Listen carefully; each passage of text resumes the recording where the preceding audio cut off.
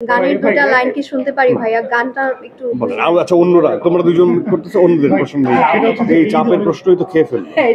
মানে কেন প্রশ্ন করতে না না না, চাপটা হচ্ছে কি, চাপ মানে এর আগেও বলছি যে চাপ থাকলে তো আমরা সিনেমা বানাতেই পারবো না। এবং যারাই আসবে, যারাই বড় সিনেমা ছোট সিনেমা বলে কোনো কিছু নেই, সিনেমা সিনেমা। যে আমরা যে যাদেরকে সচরাচর দাগি বলি, এই যে আমি যে দাগি হয়ে আসলাম, এর ভেতরকার মনের ইনার অবস্থানটা কি? সে কি ক্ষমা চাচ্ছে? সে কি ক্ষমা চায়? সে কি প্রতিশোধ নিতে চায়?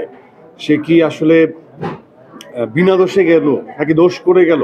তো এই ধরনের অনেক প্রশ্নের উত্তর আসলে সিনেমাতে আপনারা খুঁজে পাবেন। মানে কোনো না কোনো ভাবে আমরা, আমি যদি এটা মেটাফর হিসেবে বলতে চাই, যে আমরা কোনো না কোনো ভাবে, কোনো না কোনো কারো পয়েন্ট অফ ভিউ থেকে দাগি। তো এটা একটা টার্ম, যে দাগিকে আমরা কিভাবে রিপ্রেজেন্ট করছি এবং দাগি থেকে আমরা আসলে কি বোঝাতে যাচ্ছি। দাগিটা আসলে ওয়ান কাইন্ড অফ, আমরা যেটা বলতে চাই যে যারাই আসামি তারাই দাগি। আমার সংলাপ যে জেলখানার, যে একবার জীবনে জেলখানায় গেছে সেই দাগি সারাটা জীবন। It's a like perception. আমরা এটা সবাই বলতে পছন্দ করি, যারা দাগি তাদেরকে দাগি বলতে পছন্দ করি। কিন্তু আসলেই কি সোসাইটি শুধুমাত্র এই স্টেটমেন্টেই থাকে, নাকি যে দাগি আমরা তাদেরকে জেলে পাঠাই কি শাস্তি দেওয়ার জন্য নাকি শুধরানোর জন্য? তো এরকম অনেকগুলো স্টেটমেন্ট এই ছবি থেকে আমার মনে হয় দর্শকরা বুঝতে পারবে এবং ইনারলি একটা কল আসবে যে আমরা যে যাদেরকে সচরাচর দাগি বলি, এই যে আমি যে দাগি হয়ে আসলাম, এর ভেতরকার মনের ইনার অবস্থানটা কি? সে কি ক্ষমা চাচ্ছে? সে কি ক্ষমা চায়? সে কি প্রতিশোধ নিতে চায়? সে কি আসলে বিনা দোষে গেল নাকি দোষ করে গেল? তো এই ধরনের অনেক প্রশ্নের উত্তর আসলে সিনেমাতে আপনারা খুঁজে পাবেন। গানের দুটা লাইন কি শুনতে পারি ভাইয়া? গানটা একটু বলেন। আচ্ছা, অন্যরা তোমরা দুজন করতেছো, অন্যদের প্রশ্ন নেই। সেটা হচ্ছে যে এই যে অনেকগুলো সিনেমা মুক্তি পাচ্ছে, আপনার দাগি মুক্তি পাচ্ছে, জঙ্গলি পাচ্ছে, অনেকগুলো সিনেমা মুক্তি পাচ্ছে এবং বড় স্কেলের সিনেমাগুলো মুক্তি পাচ্ছে। সেই জায়গা থেকে আসলে কোনো ধরনের মানে চাপ বা এই চাপের প্রশ্নই তো খেয়ে ফেলবে। মানে কেন প্রশ্ন করতে না না না, চাপটা হচ্ছে কি, চাপ মানে এর আগেও বলছি যে চাপ থাকলে তো আমরা সিনেমা বানাতেই পারবো না। এবং যারাই আসবে, যারাই বড় সিনেমা ছোট সিনেমা বলে কোনো কিছু নেই, সিনেমা সিনেমা। এবং প্রত্যেকেই খুব শ্রম দিয়ে কষ্ট করে এই কাজটা করেছে, কারণ এটা কালেকটিভ আর্ট ওয়ার্ক। সো এই মাধ্যমে যারাই আসবে, যারাই মুক্তি দিচ্ছে, তাদের সকলের জন্য শুভকামনা এবং বেস্ট উইশেস। সবার ছবি, প্রত্যাশা থাকে না, সেই প্রত্যাশাটা কোন জায়গায় যে আপনার প্রত্যাশাটা তো সবসময়, আমি কি বলবো, আমার প্রত্যাশাটা কি থাকবে, এটা আই এম লুকিং ফরওয়ার্ড এবং সবসময় এটা পজিটিভ। এই পজিটিভ বাদে কোনো নেগেটিভ প্রত্যাশা মানুষের জীবনে থাকে না, সিনেমা নিয়ে তো নাই। কারণ আমাদের সবাই অনেক শ্রম দিয়েছে, ডিরেক্টর থেকে শুরু করে কলাকৌশলী সবাই, এবং সবারই প্রত্যাশার যে জায়গাটা অনেক বড়। ভাই যদি স্পেসিফিকলি শাকিব খান, সিয়াম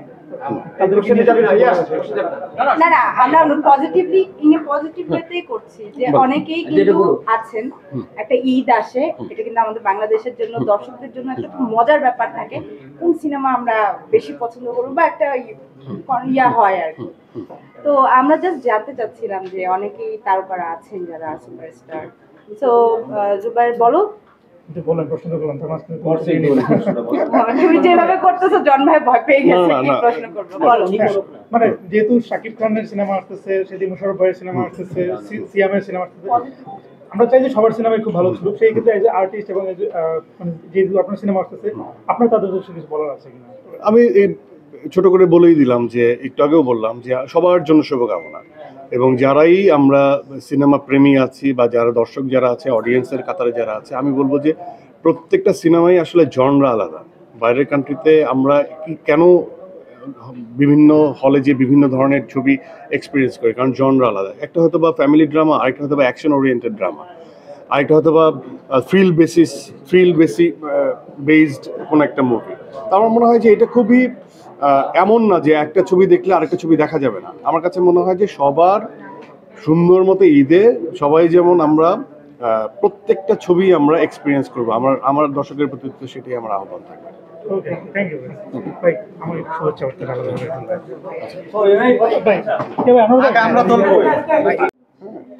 তো যারা জেল খেটেছে তাদের সঙ্গে কনভারসেশন করা, একই অর্থে আমি যাদের জন্য ছবিটা বানাচ্ছি বা নিয়ে আসছি, তাদের খুব কাছাকাছি আমি তাদের এক্সপ্রেশন, তাদের মনের বিষয়গুলো আমি এক্সপিরিয়েন্স করতে চাই বা এনজয় করতে চাই, বা তাদের যে ইনস্ট্যান্ট যে তাদের যে রিপারকেশন, তাদের যে ফিডব্যাক, সেটা নিতে চাই। এটা ওয়ার্ল্ড ওয়াইডই হয়তোবা এই চর্চাটা নাই, কিন্তু আমি এটা করতে চাই।